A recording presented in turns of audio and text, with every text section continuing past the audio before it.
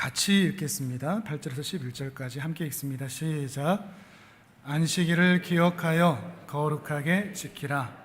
엿새 동안은 힘써 내 모든 일을 행할 것이나 일곱째 날은 내 하나님 여호와의 안식일인즉 너나 내 아들이나 내 딸이나 내 남종이나 내 여종이나 내 가축이나 내 문 안에 머무는 객이라도 아무 일도 하지 말라.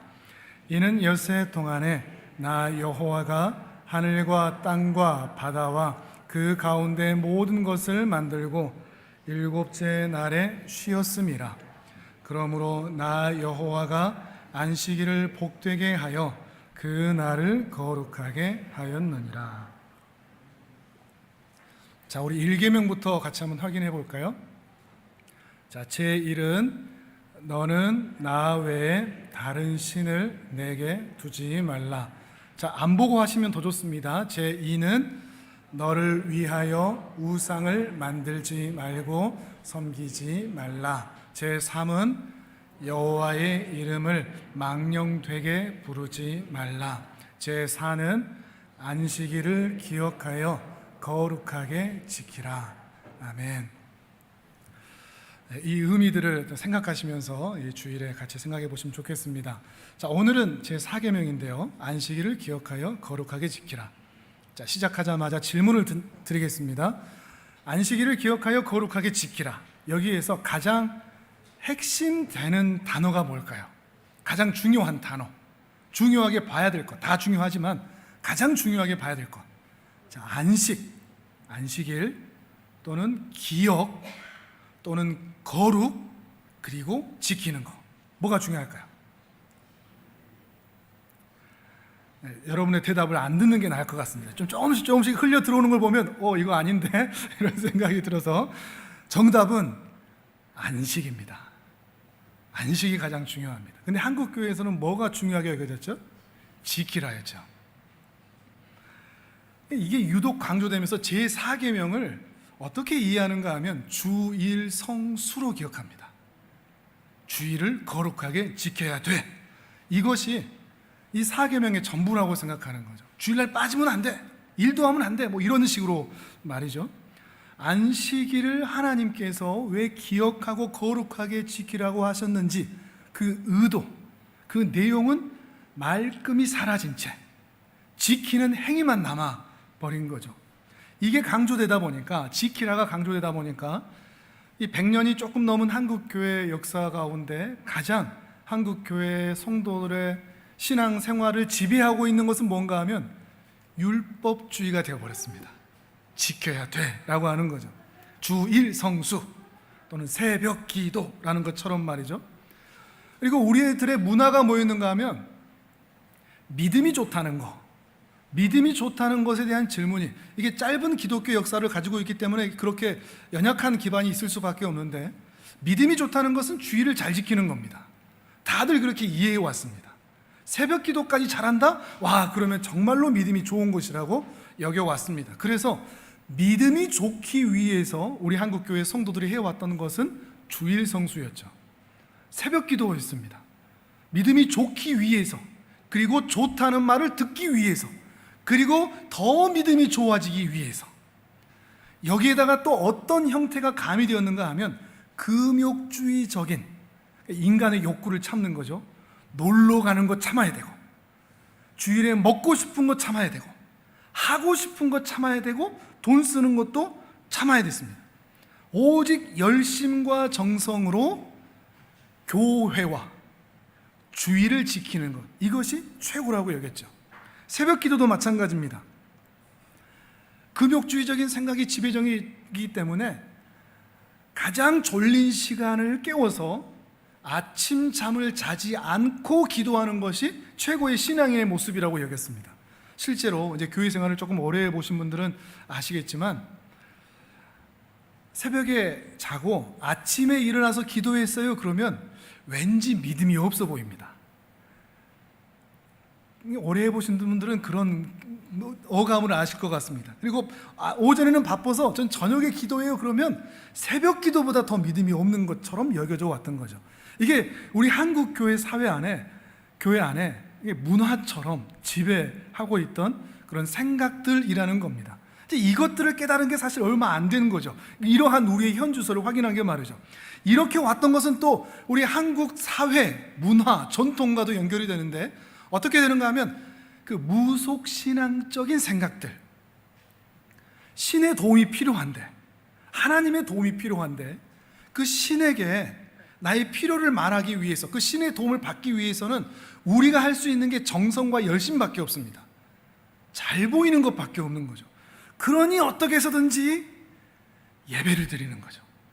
내가 이렇게 예배를 드리면, 예배를 빠지지 않으면, 그리고 필요한 기도의 제목들, 병들거나 아프거나 힘들거나 사업이거나 이런 것들이 있을 때 하여튼 최선을 다해서 하루도 안 빠지고 기도하면 하나님께서 그 정성을 가득하게 받아주셔서 기도에 응답해 주실 거야.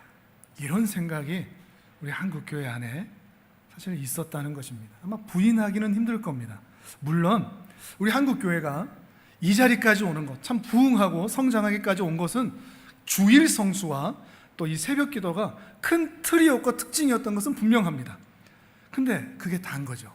조금 더 깊이 있는 하나님의 의도, 안식일을 기억하여 거룩하게 지키라 라고 하는 그 의도는 사라진 채, 그 정신은 사라진 채 그 신앙 행위만 남아버린 겁니다. 변질되면서 말이죠. 이 변질됐다는 증거가 뭐냐, 왜곡됐다는 증거가 뭔가 하면 신자들이 주일을 지키는데 행복하지가 않은 겁니다. 열심히 신앙생활을 해왔는데 믿음이 좋다고 하니까 주일이면 새벽부터 새벽 기도하고 또 교사하고 또 식사 준비하고 또 예배 드리고 또 설거지하고 오후 예배하고 또 각종 회의하고 이렇게 하루 종일 그렇게 신앙생활하면 스스로 믿음이 좋다고 했고 교회 안에 생활하는 걸 보면 아이들도 그렇게 교회 안에 있으면 야 정말 믿음이 좋다 해왔는데 하루를 마치고 집에 돌아오면 그 공허함을 말할 수가 없는 겁니다. 열심히 신앙생활을 해왔는데 왜 기쁘지 않지? 왜 공허하지? 이게 단가? 근데 이렇게 하루 종일 일주일 내내 이렇게 일하다가 주일까지 일하다 보니까 스트레스가 쌓이죠. 그 스트레스를 어디다 풀죠? 남편한테 풀죠. 교회에서는 그렇게 신앙이 좋은데 또 아내한테 풀죠. 그리고 아내뿐만 아니라 우리 자녀들한테도 풀죠.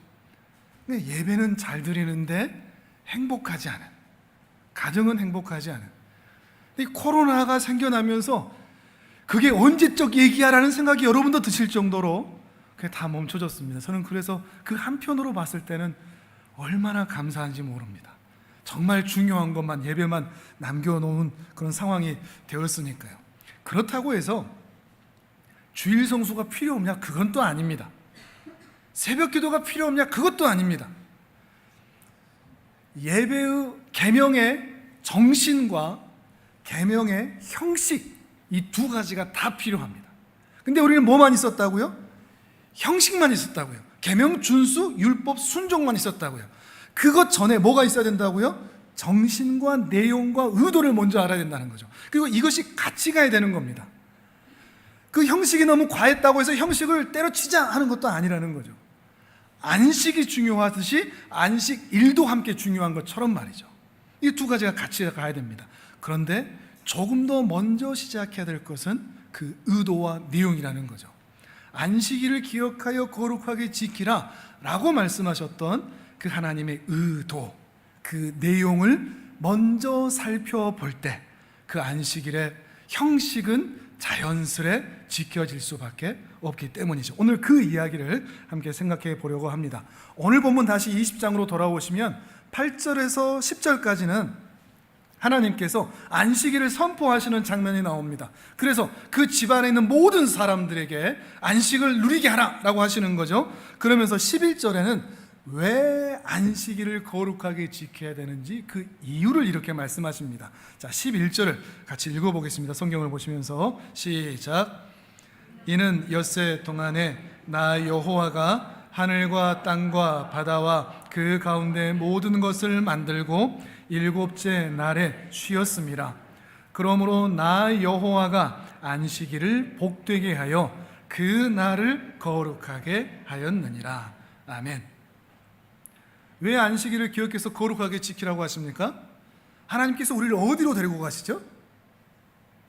창조의 현장으로 데리고 가시죠. 창조 때의 일곱째 날에 안식을 선포하셨던 바로 그 현장으로 우리를 데리고 가십니다. 그러니까 이 사계명, 안식일을 기억하여 거룩하게 지키라 라는 것은 주일 성수를 찾기 이전에 창조의 안식을 먼저 살펴봐야 됩니다. 그럼 어디로 가봐야 될까요? 창세기 2장을 함께 봐봐야 되겠죠. 창세기 2장을 함께 펼쳐보시죠. 2장 2절과 3절입니다. 십계명을 이해하기 위해서, 사계명을 이해하기 위해서 창세기부터 시작을 해보도록 하겠습니다. 창세기 2장 2절 3절입니다. 자, 같이 읽습니다. 시작. 하나님이 그가 하시던 일을 일곱째 날에 마치시니 그가 하시던 모든 일을 그치고 일곱째 날에 안식하시니라. 하나님이 그 일곱째 날을 복되게 하사 거룩하게 하셨으니 이는 하나님이 그 창조하시며 만드시던 모든 일을 마치시고 그 날에 안식하셨음이니라. 아멘. 6일 동안 모든 창조를 다 마치시고 완성하셨습니다. 그 말은 그 창조가 조금도 부족한 부분이 없다, 미흡한 부분이 없다, 잠깐 쉬고 있는 것도 아니다. 완전하게 그가 계획하시고 작정하신 모든 것들을 다 완성하시고 하나님께서 쉬셨다, 안식하셨다라고 말하는 거죠. 근데 이제 우리가 오해하는 게 뭔가 하면, 왜 하나님이 쉬셨지? 왜 하나님이 안식하셨지라는 겁니다. 피곤하셨나? 온 우주적인 창조, 눈에 보이는 영역들이죠. 뿐만 아니라 우리 눈에 보이지 않는 시간과 공간을 넘어서는 그 하늘의 영역까지 한꺼번에 창조하셨기 때문에 하나님마저도 버거우셨나? 이런 생각이 들어서 왜 하나님이 쉬셨을까? 이런 생각을 하게 되는데, 왜 하나님이 안식을 선포하셨을지 그 이해를 돕는 결정적인 키는 이 안식을 선포하실 때 나 이제 쉰다라고 하신 게 아니라 누구도 쉬게 하셨다는 거죠. 창조한 모든 피조물도입니다. 하나님이 쉬겠다 하시는 게 아닙니다. 너희 모든 피조물들도, 출애굽기로 보면 너희 문 안에 있는 모든 사람들도 다 안식하게 하라 하시는 거죠. 그러니까 너희도 안식하라 이 말입니다. 다만 하나님과 사람이 또는 하나님과 피조물이 따로따로 쉬는 게 아니라 이 피조물들을 하나님의 안식으로 데리고 들어와서 함께 안식하자 하는 거죠. 우리는 때로 이 여섯째 날 마지막에 창조가 된 인간, 이 사람이 창조의 목적이자 완성이라고 생각을 합니다. 이 사람을 사랑하셔서 하나님께서는 이 사람을 창조하신 거다라고 생각하는데, 창조의 목적, 창조의 완성은 어딘가 하면 첫째 날부터 여섯째 날까지 창조한 모든 피조물, 그리고 그 중심에 있는 사람들까지 일곱째 날에 하나님과 함께 안식하는 것, 이것이 창조의 목적입니다. 이 안식을 위해서 하나님은 창조하셨다는 겁니다. 너희가 나와 함께 안식하자 하는 것 때문이죠. 너희가 나와 함께 쉬자 하는 것 때문이라는 것입니다. 안식이라는 최종적인 목적성을 가지고 하나님께서는 이 온 세상을 창조하셨다는 거죠. 자, 조금 더 자세하게 말씀을 드리겠습니다. 잠언 8장으로 함께 가보겠습니다. 잠언 8장, 예전에 삼위일체 하나님에 대해서 말씀드리면서 이 본문을 말씀드린 적이 있는데요. 잠언 8장 22절에서 31절까지입니다.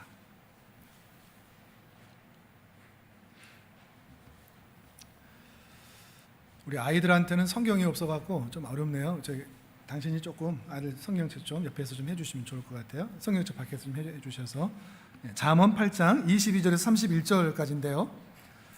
잠언은 지혜에 대한 말씀입니다. 그래서 전반부에는 지혜란 뭔가에 대해서 이야기를 하고, 후반부에는 지혜롭게 산다는 것은 뭔가, 이 이야기를 다루고 있는데, 그렇게 지혜롭게 산다는 것이 무엇인가로 넘어가기 전에 지혜에 대해 설명할 때 솔로몬 임금님이 갑자기 이 지혜를 한 존재로 설명합니다. 어떤 지식이나 그 풍부한 슬기로움이나 이런 게 아니라 지혜를 대해서 한 존재처럼 대하는 거죠. 그리고 그 지혜가 세상을 창조하기 전부터 있었던 것으로 그렇게 말하기 시작합니다. 자, 잠언 8장 22절부터 31절까지 같이 한번 읽어보겠습니다. 지혜에 대해서 어떻게 말하는지 한번 찾아보시면서 읽어보시기 바랍니다. 함께 읽습니다. 시작. 여호와께서 그 조화의 시작 곧 태초에 일하시기 전에 나를 가지셨으며 만세 전부터 태초부터 땅이 생기기 전부터 내가 세움을 받았나니 아직 바다가 생기지 아니하였고 큰 샘들이 있기 전에 내가 이미 났으며 산이 세워지기 전에 언덕이 생기기 전에 내가 이미 났으니 하나님이 아직 땅도 들도 세상 진토의 근원도 짓지 아니었을 때라. 그가 하늘을 지으시며 궁창을 해면에 두르실 때 내가 거기 있었고 그가 위로 구름 하늘을 견고하게 하시며 바다의 샘들을 힘있게 하시며 바다의 한계를 정하여 물이 명령을 거스르지 못하게 하시며 또 땅의 기초를 정하실 때에 내가 그 곁에 있어서 창조자가 되어 날마다 그의 기뻐하신 바가 되었으며 항상 그 앞에서 즐거워하였으며 사람이 거처할 땅에서 즐거워하며 인자들을 기뻐하였느니라. 아멘. 지혜에 대해서 얘기하는데요, 지혜가 독백을 하죠. 그러면서 이 지혜가 창조 전부터 있었다. 그리고 하나님께서 세상을 창조하실 때에도 그 옆에 있었다. 30절을 보시면 30절에서 말하는 것처럼 내가 그 옆에 창조자로 있었다 그럽니다. 여기서 창조자는 숙련된 전문가를 의미합니다. 아주 숙련된 그 장인처럼 하나님께서 계획하시고 작정하셨던 세상의 모든 것을 당신의 뜻대로 숙련되게 전문가처럼 건축가처럼 직접 모든 것을 창조했다, 만들었다, 하나님과 함께 있었다라고 말하는 거죠. 이 지혜가 누굴까요? 어떤 존재일까요? 요한복음 1장을 보시면, 요건 화면을 보십시오. 요한복음 1장을 보면 잠언 8장의 축소판처럼 보입니다. 매우 일치됩니다. 한번 볼까요? 요한복음 1장 1절에서 3절을 같이 한번 읽어보겠습니다. 잠언 8장의 내용과 요한복음 1장의 내용을 연결해서 한번 생각을 해보시면 우와, 이렇게 똑같은 말이네 하실 겁니다. 같이 읽습니다. 시작. 태초에 말씀이 계시니라.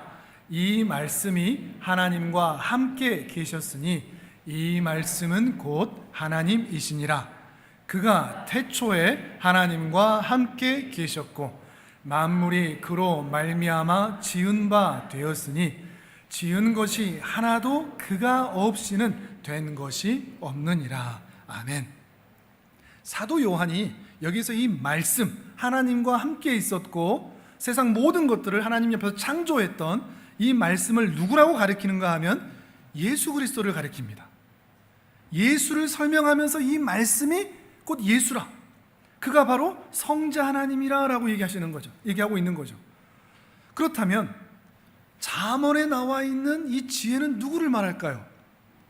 의심할 여지 없이, 다른 가능성을 생각할 여지 없이 잠언 8장에서의 지혜도 요한복음 1장에서의 말씀도 모두 다 성자 하나님, 성부 하나님이신 거룩한 아버지이신 하나님 옆에 거룩한 아들이신 성자 하나님께서 바로 그 옆에서 창조자가 되어 하나님의 뜻대로 하나님의 지혜대로 모든 창조의 역사를 이루어내셨다 하는 것을 우리가 확인할 수 있다는 겁니다. 성자 하나님이 하나님의 지혜다. 성자 하나님이 하나님의 말씀이다. 그래서 지혜라는 것은 그저 하나님이 슬기롭다 이런 뜻이 아니고 성부 하나님이 가지고 계시는 어떤 특별한 지적인 능력이 성자 하나님이다라고 말하는 것이 아니라 하나님 안에 있는 그 지혜로운 성품 그대로를 성자 하나님께서 온전하게 실현해내시는 분이라는 의미를 갖습니다. 조금 더 쉽게, 그래도 쉽게 설명드려도 어려운 부분인데, 하나님의 말씀이라는 것도 그렇습니다. 우리는 하나님이 말씀이다, 성자 하나님이 말씀이다 그러면 성경책이다 이렇게 가버리는데 전혀 그런 의미가 아닙니다. 우리는 말씀이라고 해서 말이라는 것을 높여서 말씀 부르지 않습니까? 쉽게 말하면 말입니다. 하나님의 말이다. 말이라는 것은 우리 자신을 살펴보시면 우리의 마음, 생각 안에 있는 생각들을, 우리 안에 있는 것들을 표현해내는 게 말로 나타나죠. 그러죠? 마음과 생각은 표현이 되지 않으면 알 수가 없습니다. 그 마음과 생각이 어떠한지를 드러내는 게 말이죠. 근데 우리 인간은 이것을 표현해내지 못합니다. 내 생각, 내 마음마저도 그 말로 표현해낼 실력이 없는 존재가 바로 우리들이죠.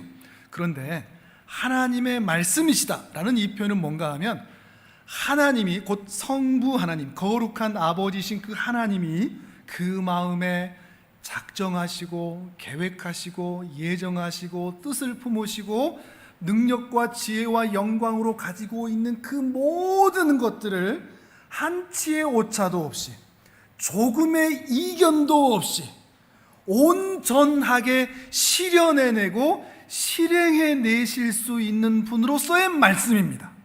말입니다. 그래서 하나님의 말이라고 하는 겁니다. 어떤 언어를 가리키는 것도 아니고 책을 가리키는 것도 아니라는 거죠. 하나님의 말씀이라는 것은 우리가 도저히 그 영이신 하나님의 생각이 어떠한지, 계획이 어떠한지, 능력이 어떠한지 도무지 알 수 없는데 우리 피조물로 하여금 하나님의 뜻과 계획과 그 영광이 어떠한지를 우리가 경험하고 볼 수 있는 그 모든 것들로 실현해 내실 수 있는 단 한 분으로서의 말씀이라 그 이야기를 하고 있는 거죠. 그래서 우리는 하나님을 알기 위해서는 예수를 볼 때, 말씀이신 예수님을 볼 때 그 말씀의 본래이신 하나님을 알 수 있게 된다, 그런 의미라는 것입니다. 이게 삼위 하나님의 모습인 거죠.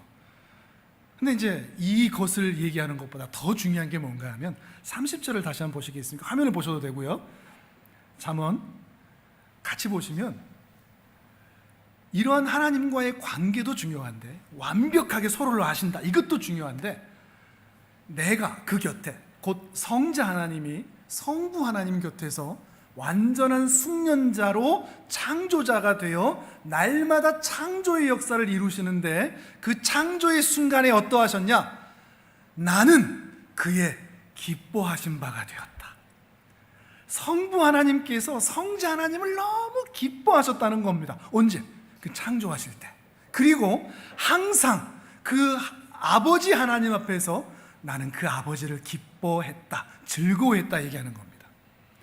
무엇을 가리킬까요? 성부 하나님과의 성자 하나님과의 관계를 가리킵니다.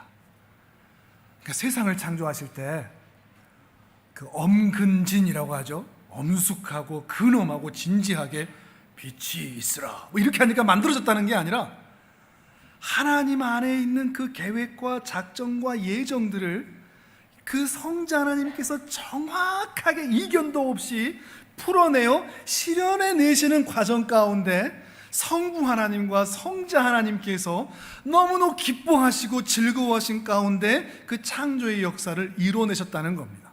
빛이 있으라 이런 것이 아니라, 이런 표현은 너무 경솔할까요? 까르르 까르르 즐거워하고 기뻐하면서 하셨다는 거죠. 물론 여기서 기쁨과 즐거움은 우리 인간이 가지는 그런 기쁨과 즐거움을 아마 한참 초월할 것이라고 예상할 수밖에 없습니다. 저는 모르겠습니다. 이 기쁨이 대체 뭘지. 우리가 천국에 가서도 이 기쁨을 도저히 헤아리지 못할지도 모릅니다.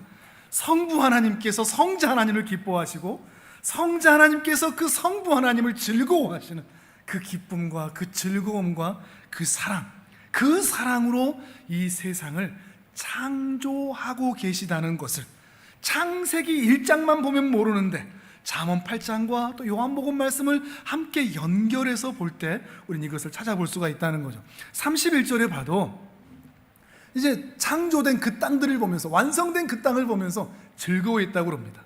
창세기 1장에서 이것을 어떻게 표현했죠? 보시기에 심히 좋았더라. 이런 의미로 나타나는 거죠.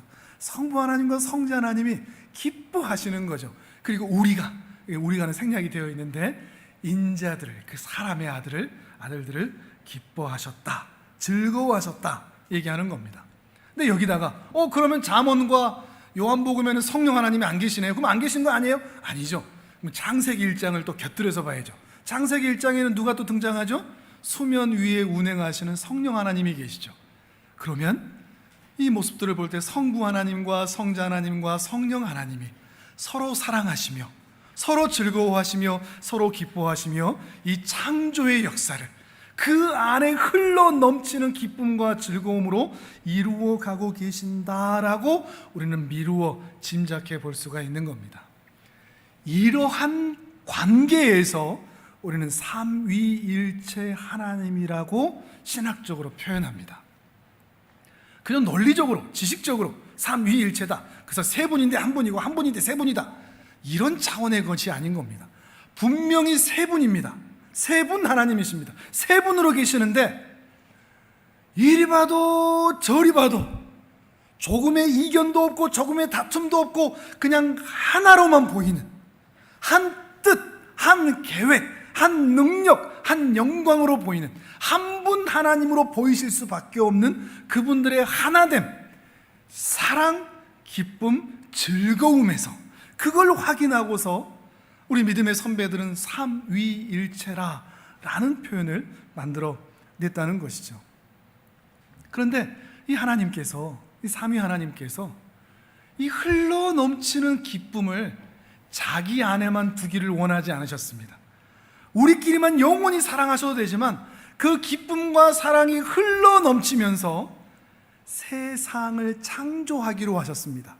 왜요? 하나님 외에 다른 모든 피조물들도 이 사랑과 기쁨과 즐거움을 함께 누리기를 원하셨기 때문입니다. 이렇게 해석할 수 있는 근거가 바로 안식인 거죠. 그 안식을 기뻐하시며 창조주 하나님과 그 삼위 하나님과 첫째 날부터 여섯째 날까지 만들어졌던 모든 전 우주적인 피조물들과 이 기쁨과 즐거움을 함께 나누기를 소망하고 바라시면서 이 창조의 역사를 이루어 가셨다는 겁니다. 그런데 하나님은 아셨습니다. 첫 사람마저 하나님의 말씀보다 사단의 말을 더 믿어 죄에 빠질 것을 아셨습니다. 그리고 역사가 지나 시간이 지나 성자 하나님께서 십자가를 지러 그 올라가셔야 되는 그 일들도 하나님은 이미 아셨습니다. 그런데 창조의 역사를 중단하지 않으셨습니다. 왜 그러셨을까요? 사랑하시니까. 여전히 그 죄인의 길을 걸어갈 그들을 향한 사랑을 포기하지 않으시고 중단하지 않으시고, 그럼에도 불구하고 반드시 그들을 이 기쁨과 즐거움의 자리로 데리고 오실 그 작정과 영원한 사랑이 이 세 분 하나님 안에 존재하고 있었기 때문입니다. 이 사랑의 증거가 성경 곳곳에 흘러넘칩니다. 심지어 이스라엘 백성들이 바벨론의 포로로 끌려갈 정도로 이게 최악의 상황이거든요. 우상 숭배하고 하나님 외면하고 말씀 멀리하고 자기 뜻 자기 마음대로 살았던 최정점인데, 그때 그 자리에서 하나님께서 이스라엘 향해서 뭐라고 선포하시는 줄 아십니까? 스바냐 3장 17절입니다. 화면을 함께 보시죠. 같이 한번 읽어보겠습니다. 시작. 너의 하나님 여호와가 너희 가운데 계시니 그는 구원을 베푸실 전능자이시라. 그가 너로 말미암아 기쁨을 이기지 못하시며 너를 잠잠히 사랑하시며 너로 말미암아 즐거이 부르며 기뻐하시리라 하리라. 아멘. 어디서 보던 문구 아닙니까? 잠언 8장에 성부 하나님과 성자 하나님이 나누시던 그 사랑 기쁨 그대로 아닙니까? 근데 이게 지금 누구에게 향해 있습니까? 이스라엘 백성들, 그것도 아주 말종의 상태, 가장 타락의 상태에 가 있는. 근데 이 사랑이 이렇게 바벨론 포로로 끌려가 있던 이때 시작된 게 아니라 언제부터 시작됐다고요? 창세 전부터 삼위 하나님은 우리 사람을 향한 사랑, 이 뜨거운 사랑, 넘치는 사랑을 하고 계셨다는 것입니다. 이렇게 하나님과 사람이 즐거움과 기쁨의 안식을 누리는 것, 이것이 하나님이 세상을 창조하신 목적입니다. 그리고 우리 사람이 존재하는 목적이기도 합니다. 그리고 일곱째 날을 안식의 날로 정하신 이유입니다. 여기 어디 주일 성수만 남습니까? 그렇지 않지 않습니까? 그래서 이 안식일은, 이 주일은 나중에 이 설교 한 번으로 끝내지 못하고 몇 번을 좀 나눠야 되는데, 이 안식일이 주일이 되는 그 은혜의 날은, 이 날은 그저 종교적 행위만 하고 예배만 드리고 끝나는 것이 아니라 우리의 내면에서는 이 하나님의 즐거움과 기쁨을 확인하실 수 있어야 됩니다. 그래서 이 날은 하나님의 사랑을 받는 날입니다. 하나님이 나를 사랑하신다, 나를 즐거워하신다, 나를 기뻐하신다. 그리고 우리도 이 하나님을 기뻐하는 날인 거죠. 이 날이 바로 안식일인 것입니다. 그리고 하나님께서 붙여주신 이 사람들끼리 하나님이 하셨던 그 사랑을 동질의 형상인 우리들도 함께 사랑을 나누는 날, 이 날이 바로 안식일이요 주일이라 하는 것입니다. 이러한 기대와 소망으로 하나님께서는 세상을 창조하셨습니다. 그리고 우리가 알지 못하는 어느 한 장소에 동산을 하나 만드셨습니다. 그것이 바로 에덴이죠. 에덴의 뜻이 기쁨이라는 뜻이거든요. 기쁨의 동산입니다. 왜 에덴인지 아시겠습니까? 왜 에덴이라고 지으셨는지 이해하시겠습니까? 바로 그 기쁨과 즐거움을 기대하시면서 지으신 거죠. 근데 그 기쁨의 동산에 있는데 하나님과의 그 사귐과 즐거움을 기대하면서 하나님께서 만드셨는데 아담이 외로웠다 그럽니다. 죄를 짓기 전인데. 여기에서 신과 하나님과 우리 인간의 죄 짓기 전의 상태라고 할지라도 그 현격한 차이를 보는 겁니다. 하나님이 누리시는 그 기쁨과 즐거움을 우리 육신을 가진 우리 인간은 죄가 없는 상태라고 할지라도 그 기쁨과 즐거움에 온전히 흘러 들어갈 수가 없습니다. 알 수가 없고 경험할 수가 없는 것이죠. 그래서 인간은 외로울 수밖에 없는 겁니다. 그래서 아담이 나와 함께 기쁨을 나눌 사람 존재를 찾기 시작합니다. 이미 창조된 그 피조물 중에 이름을 붙여가면서 그 동물들, 그 존재들 하나하나를 그 앞에 나오게 하시면서 이름을 짓게 하십니다. 이름을 짓는다는 것은 그 존재의 특성을 정확하게 안다는 겁니다. 그러면서 이가 나와 기쁨을 함께 나눌 삼위 하나님처럼 나와 기쁨을 나눌 존재인가 하나하나 살펴봐도 그 피조물 중에는 찾을 수가 없었습니다. 그래서 외로웠습니다. 그래서 하나님께서는 이 아담과 함께 하나님처럼 기쁨과 즐거움을 나눌 수 있는 그의 반려자, 그의 동행자, 그의 돕는 배필로 아담에게 취하셔서 한 여인을 그에게 주십니다. 또 한번 찾아볼까요? 창세기 2장으로 다시 돌아가셔서 2장 22절에서 25절까지 같이 읽어보시죠. 창세기 2장 22절에서 25절입니다.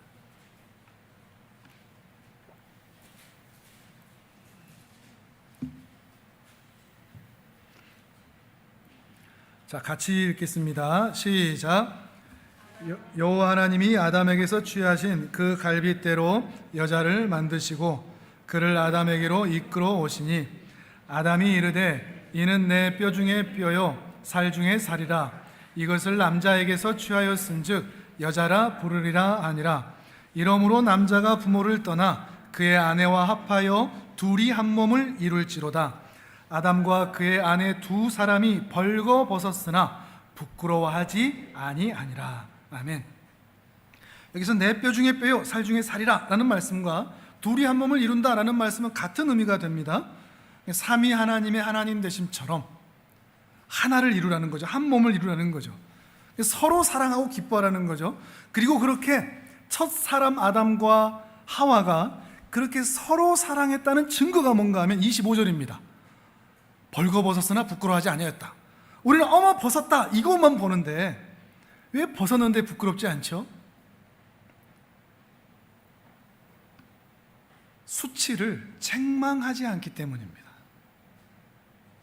부족하고 연약하고 미련하고 잘하는 거 없고 밥도 못하고 빨래도 못하고 뭐 그러는데도 다 덮어주는 겁니다. 그런 의미로서 벌거벗었으나 부끄러우지 않다는 겁니다. 단순히 육적으로 옷을 안 입고 있다 이 차원이 아닙니다. 상대를 너무나 사랑하고 너무나 즐거워하니까 어떤 모습도 사랑스러운 겁니다. 그 사랑을 벗으니, 그 사랑을 받으니 내게 어떤 부끄러운 모습이 나타나도 그것 때문에 부끄러워하거나 수치스러워 여기지 않는 거죠. 완전한 사랑과 즐거움과 기쁨이 되는 관계가 이렇게 나타나고 있는 것이죠. 이것이 부부입니다. 부부는 그냥 혼자 삶으니까 외로우니까, 혼자 살면 외로우니까 그냥 결혼하자가 아니죠. 하나님이 사랑하시듯 서로 그렇게 사랑하여 삼위 하나님의 사랑하심을 그대로 재현하면서 서로 사랑하고 서로 기뻐하고 어떤 허물도 덮어주고, 그래서 상대가 자신의 허물을 부끄러워하지 않을 정도로 그렇게 사랑하는 관계, 이게 부부입니다. 삼위 하나님의 사랑이 그대로 실현되고 재현되는 것. 결혼을 앞둔 분들이나 결혼을 준비하는 분들은 바로 이런 부분들을 찾으셔야 됩니다. 목마른 사슴처럼 찾아야 됩니다. 돈을 얼마나 많이 버나, 얼마나 직장이 좋나, 얼마나 잘생겼나, 얼마나 몸매가 좋은가, 이것이 아니라 하나님의 사랑과 은혜를 함께 나눌 수 있는 사람인가. 대신에 나를 그렇게 사랑해 줬으면 좋겠다, 그런 사람만 찾는다, 이러면 안 됩니다. 내가 그렇게 사랑할 사람, 어떤 허물이 있고 어떤 부족함이 있어도 나는 끝까지 이 사람을 그렇게 사랑하고 싶다, 그런 사람을 만나는 거죠. 결혼한 분들은요, 오메 이분은 아닌가 보다, 헤어져야 되나 다시 찾아야 되나, 이런 게 아니죠. 이미 결혼하여 짝지어 하나님 앞에서든 또 불신앙의 관계에서든 결혼을 했다면 그 사람은 틀림없이 하나님이 짝지어진 존재입니다. 그러니 그 사람과 그 사랑을 하기 위해서 애쓰며 더 수고하는 것이죠. 그 사랑을 실행하고 재현해내는 그 일들을 행하는 것입니다. 그런데 문제가 있죠. 우리의 경험을 통해서 우리는 잘 알죠. 이게 잘 안 된다는 겁니다. 어렵다는 거죠. 왜 어려울까요? 사단의 존재 때문이죠. 사단은 하나님과 사람 사이에 이 사랑의 연결고리를 너무나 못마땅해 합니다. 하나님이 사랑을 사랑하는 것, 하나님이 천사들보다 사람을 더 기뻐하는 것을 이기지를 못합니다. 그래서 그 연결고리를 끊고자 합니다. 그래서 그 에덴 동산에 몰래 잠입해 들어왔습니다. 그래서 사람과 하나님 사이에 더 약한 고리인 사람을 유혹하기로 합니다. 또 남자와 여자 중에 더 약한 고리인 여자를 유혹하기로 합니다. 그런데 그 유혹을 할 때 가장 약한 고리인 하나님의 명령, 그 부분을 건드리기로 합니다. 여인에게 묻죠. 하나님이 저거 먹지 말라고 그러셨어? 그거 있잖아, 먹어도 안 죽어. 절대 안 죽어. 오히려 너희가 하나님처럼 될까봐 하여 너에게 먹지 못하게 한 거야. 저거 먹으면 너희도 하나님처럼 될 수 있다. 교묘하게 그 말을 꺼낸 겁니다. 이 말 한마디가 어떤 능력을 갖느냐? 신뢰를 무너지게 만듭니다. 말의 위력이죠. 단순히 그 선악과를 먹었냐 안 먹었냐 그 행동 이전에 하나님에 대한 신뢰가 무너진 상태, 그래서 더 이상 하나님을 믿지 못하는 상태, 그랬단 말이야? 사단의 말을 들어서 나도 하나님처럼 되고야 말겠어 라고 하는 그 마음이 도사리고 있는 바로 그 상태가 바로 죄의 상태인 것이죠. 그래서 하나님과 사람 사이가 끊어지고 말았습니다. 이게 큰 재앙이 되었죠. 이 재앙이 어떤 결과를 낳게 되느냐? 슬픈 일이 일어납니다. 아버지를 아들이 피합니다. 숨습니다. 아버지가 부르는데 그 아담이 숨어버립니다. 두려워서 숨습니다. 아버지와 자녀의 관계가 끊어진 겁니다. 이것만이 아니죠. 아버지와의 관계가 끊어지니, 하나님과의 관계가 끊어지니 부부와의 관계도 끊어집니다. 그래서 가장 먼저 뭐부터 하죠? 그 나무 잎으로 몸을 가립니다. 왜냐하면 더 이상 이 배우자가 나를 덮어주지 않거든요. 탓을 하고 미워하고, 아마 그 부부싸움 성경에서 기록된 것보다 아마 훨씬 더 치열하고 전투적이었을 겁니다. 난리 났을 것이라고 저는 생각을 합니다. 그래서 서로를 가릴 수밖에 없는 관계가 깨진 거죠. 더 나아가서 후에 가인과 아벨, 그 자녀들이 있을 때 가인이 아벨을 죽이는 그 상황까지 벌어집니다. 인류에 4명이 있는데, 아담, 하와, 가인, 아벨이 있는데 그 4명의 관계가 다 끊어진 거죠. 결국 뭐가 깨진 겁니까? 안식이 깨진 거죠. 그 안식의 상태가 깨진 겁니다. 그 안식이 깨지고 그 기쁨과 즐거움이 깨지니, 그 신뢰가 사라지니 이제 사람들이 아파하기 시작합니다. 외로워하기 시작하고, 숨기 시작하고, 죽이기 시작하고, 상처 주기 시작하고, 외로워하기 시작하고, 괴로워하기 시작합니다. 그 아담 이후로 오늘 우리에게까지 우리가 이렇게 마음이 공허하고 허전하고 외롭고 괴롭고 분노가 일어나고 슬프고 하는 모든 그 이유가 바로 여기에서 시작된 것이라는 겁니다. 그런데 놀라운 사실이 있습니다. 그 뒤에 성경의 역사는 무엇을 말해주느냐? 하나님이 세상을 포기하지 않으셨다는 것을 말씀해주고 있습니다. 우리가 창세기부터 출애굽까지 계속 살피면서 확인한 것이 바로 이거죠. 하나님이 사람들을 찾아오시는 겁니다. 직접 말이죠. 에녹에게 찾아가셔 300년 동안 동행하시고, 노아에게 찾아가시고, 아브라함을 찾아가시고, 이삭을 찾아가시고, 야곱을 찾아가 약속하시고, 또 요셉을 찾아가시고, 그리고 모세를 찾아가시고, 심지어 이제는 이스라엘 백성들 전체를 출애굽하여 시내산 앞으로 불러내십니다. 우리가 지금 여기까지 보고 있죠. 왜 불러내실까요? 왜 여기 오라고 하셨을까요? 단순히 예배드려라 이 차원일까요?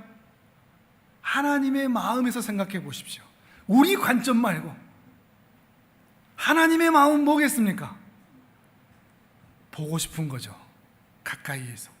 시내산은 에덴 동산 이후로 하나님과 사람이 가장 가까이 대면하여 만난 장소가 바로 시내산입니다.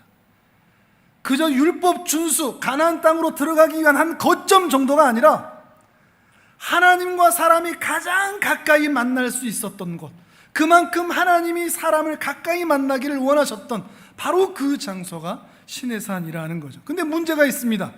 하나님께서 경계를 치시는 겁니다. 출애굽기 19장을 보면 더 이상은 가까이 오지 말라 하신 겁니다. 아니 거기까지 불러내셔놓고 더 이상 가까이 오지 말라 하신 겁니다. 왜 그럴까요? 우리가 가진 죄 때문입니다. 하나님은 거룩하십니다. 일렁이는 거룩의 빛입니다. 그 빛은 어둠을 삼킵니다. 그 빛은 모든 죄악들을 삼키고 소멸하실 수밖에 없습니다. 그러니 우리의 죄의 문제가 해결되지 않은 상태에서의 우리 인간은 하나님께 가까이 가면 갈수록 소멸되고 사라지고 멸망할 수밖에 없는 겁니다. 그것을 아시기 때문에 경계를 치신 거죠. 그러함에도, 그것을 아시면서도 이스라엘 백성들을 시내산 앞으로 부르신 것은 그만큼 하나님께서 이스라엘을 사랑하시기 때문이라는 겁니다. 그리고 그 사랑의 연속성이 결정체처럼 나타난 게 뭔가 하면 우리가 후에 보겠지만 성소와 성막입니다. 성소와 성막을 하나님께서 그 가운데, 우리 스바냐 3장 17절도 봤지만 그게 그 의미거든요. 성소와 성막이 이스라엘 중심에 두시겠다 하셨습니다. 그래서 이 이스라엘과 동행하겠다 하시는 거죠. 이상하죠? 시내산 앞에서는 가까이 오지 마라 했는데도 어떻게 그 성소와 성막을 통해서 거룩한 회막, 거룩한 그 지성소를 통해서 이스라엘 백성들 가운데 떡하니 동행할 수 있었을까요? 그때 필요한 게 바로 의식법들입니다. 레위기를 통해서 보면 5제사와 7절기죠. 어떤 의미일까요? 5제사, 5가지 이 제사는 개인과 공동체의 죄를 정결하게 하는 형식적인 예배들입니다. 그리고 7절기, 7절기는 1년 365일을 어떻게 하나님과 동행할 수 있는가라고 하는 삶의 예배를 가리킵니다. 이 예배를 통해서, 정결케 하는 예배와 그 삶의 예배를 통해서 그들이 정결하게 되어갈 때 하나님은 그 이스라엘 회중 한가운데 함께 계실 수 있다는 것이죠. 번제를 통하여서 나의 모든 죄를 태웁니다. 소제를 통하여 나의 마음을 고운 가루처럼 부드럽게 하여 하나님을 사랑하기를 원하고, 화목제를 통하여 하나님과 더욱 친밀해지고 가까워지기를 원하며, 속죄제와 속건제를 통하여 하나님을 사랑하지 못한 죄, 이웃을 사랑하지 못한 죄, 알고 지은 죄, 모르고 지은 죄까지는 모두 다 하나님께 아뢰어 정결하기를 소망하는 것이죠. 근데 문제가 있습니다. 우리가 알듯이 이 5제사 7절기는 제한적이라는 겁니다. 부분적이라는 것이죠. 소와 양과 비둘기가 온전한 제물이 되어주지를 못합니다. 우리의 모든 죄를 사라지게 하지를 못합니다. 제물이 완벽하지 못할 뿐만 아니라 제사장도 완벽하지가 않습니다. 한 인간 제사장일 뿐입니다. 이렇게 제물과 제사장이 완전하지 못하니 제사 자체가 온전하지를 못하는 것입니다. 그래서 사람들 마음에 소망을 갖게 됩니다. 어디 완전한 제물이 없을까? 하나님과 사람 사이의 그 끊어진 장벽을, 그 허물어진 담을 다시 이을 수 있는 온전한 제사장이 있지는 않을까 소망하게 되는 것입니다. 그런데 온 우주를 살펴봐도 보이지 않습니다. 왜냐하면 우주 끝까지 죄악이 미쳐져 있기 때문입니다. 세상 어디에도 온전한 제물도, 온전한 제사장도, 그래서 온전한 제사도 드릴 수가 없는 상황입니다. 그래서 하나님께서 직접 제물이 되기로 하십니다.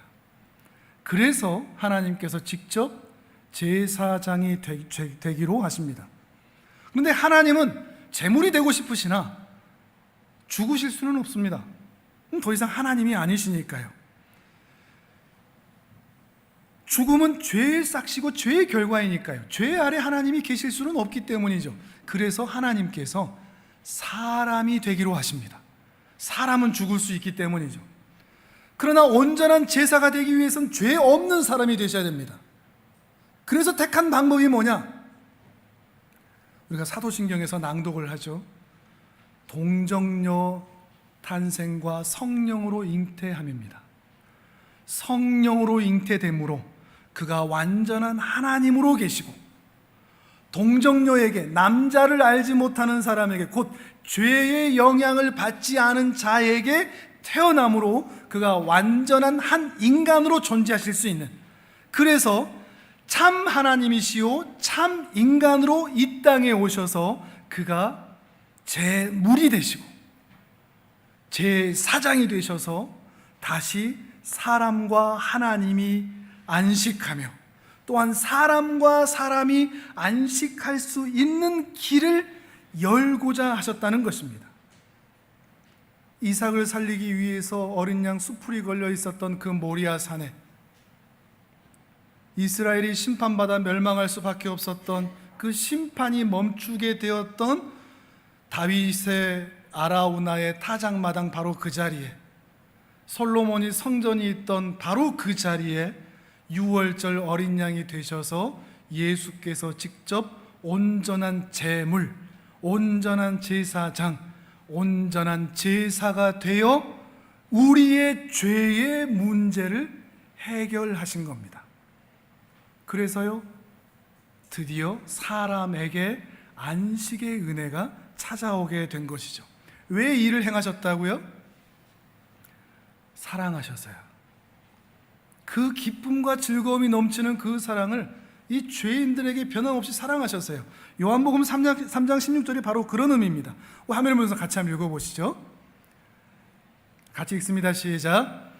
하나님이 세상을 이처럼 사랑하사 독생자를 주셨으니 이는 그를 믿는 자마다 멸망하지 않고 영생을 얻게 하려 하심이라. 아멘. 이것을 가지고 우리는 구원이라 부르는 겁니다. 이 구원의 스토리를 짧지만 창세기부터 이제 예수님의 시대까지 말씀을 드렸습니다. 이게 그저 성경이라는 책에 기록된 옛날 이야기, 나와 상관없는 이야기로 들리십니까? 아니면 나와 상관 있는 이야기로 들리십니까? 바로 나 같은 죄인을 구원하시기 위한 하나님의 은혜와 사랑의 이야기로 들릴 수 있는 은혜가 있기를 바랍니다. 이게 안 들리면 안 되는 겁니다. 이게 내 안에 은혜로 자리 잡아야 되고 또 사모돼야 됩니다. 나도 그 하나님의 은혜와 사랑, 그 기쁨과 즐거움을 함께 누리며 이산가족 상봉할 때 그렇게 기쁘게 만나는 것처럼 하늘 아버지를 내가 만나고 싶다. 이산가족 상봉만이 아니라 참 오랜만에 만나는 부모와 자녀, 부부 함께 기뻐하고 그 가슴 뭉클함이 있듯이 내가 본래 우리 하나님을 만나는 이 일에 대하여 내 안에 기쁨과 즐거움으로 하나님을 사랑하고 기뻐하고 싶다. 이 마음이 여러분 안에도 있기를 주님의 이름으로 축복합니다. 이 은혜가 있다면, 그리고 이 사모함이 있다면 여러분은 하나님에 대한 궁금증이 생겨날 수밖에 없습니다. 나도 사랑하고 싶다, 이런 마음이 일어날 수밖에 없습니다. 주께서 그러한 은혜를 주시기를 간절히 바라는 것입니다. 그리고 하나님께서 오늘 우리를 부르십니다. 아야, 사랑하자. 나와 사귀자. 주일 예배드리고 봉사하고 헌금하고 이것을 넘어서 제사보다 찬송이 나온 것처럼, 제사보다 하나님 말씀 듣는 거, 하나님의 은혜를 더 기뻐하는 것처럼 너 나와 사귀자. 이 예배의 차원을 넘어서서 너 나와 교제하자. 저희 너무 부끄러운데요. 전 자신이 없는데요. 신앙도 없고 믿음도 없고 다 가지고 있지 못한데요. 아니야, 괜찮아. 그 말종의 상태에 있던 이스라엘마저도 나는 기뻐했고 그들 마음 한가운데 내가 영원히 함께 있어서 기쁨을 이기지 못했어. 하물며 너희일까 보냐. 난 너희를 여전히 사랑한단다 라고 부르시는 것입니다. 이 은혜가 우리 안에 가득하기를 바랍니다. 이 사랑을 받은 자들은 이 사랑을 하며 살아갈 수밖에 없게 되는 것이겠죠.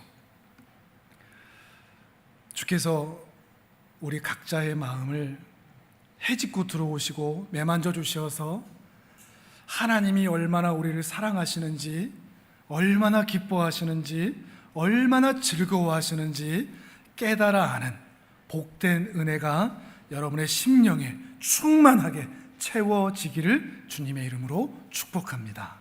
아멘. 우리 이 시간 함께 기도하겠습니다. 하나님,